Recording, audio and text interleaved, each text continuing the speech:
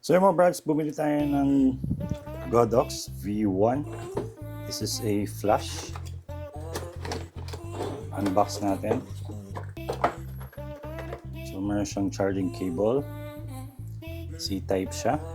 And then ito yung battery. So ganito na yung battery niya, hindi na yung double A. Kinaganda nito, matagal magamit ito mga brads, no? Kahit mga 2 to 3 events, kahit without charging, panalong panalo yan. And yung charging niya, and meron siyang charger port, so kompleto na yan. Meron siyang manual na hindi natin binabasa talaga.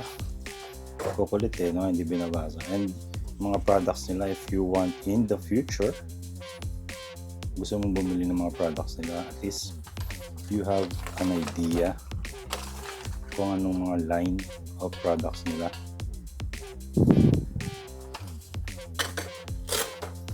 Pouch, syempre. Kung gusto mong nakasabit sa belt mo. So this is the V1C. So for Canon to mga brads, no?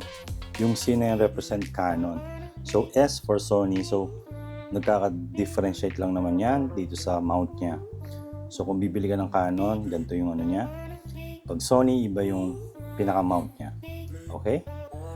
Then dito yung battery. Try natin. Actually mga brads, no, matagal ko na ginagamit to. So ngayon ko na unbox.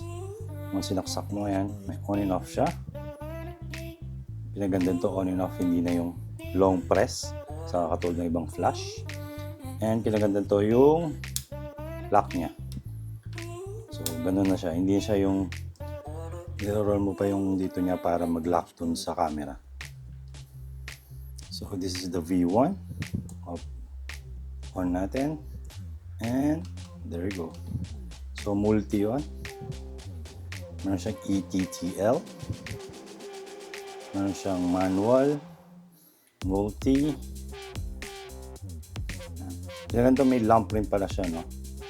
Pag in-on mo yan. Yan to sa mga nagka-flash photographer. Lalo na pag madilim.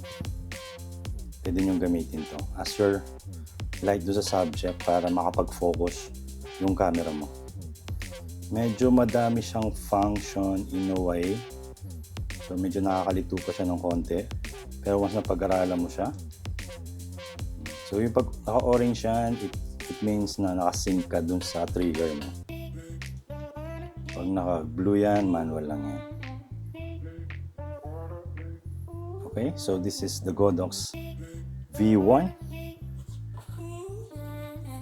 So malaking bagay ito for a flash photographer or some photographer. Kasi mabilis yung round time niya pag nag-flash ka.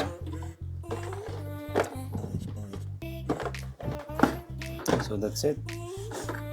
It's a Canon V1 Godox flash.